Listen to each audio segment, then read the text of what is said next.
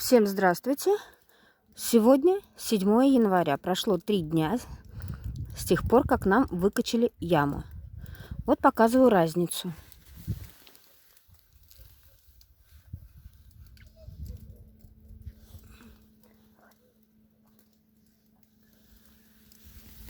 В прошлый раз у них по графику они качали 27 декабря.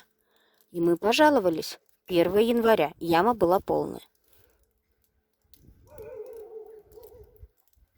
Так вот и вопрос, качают ли они вообще или нет. Спасибо.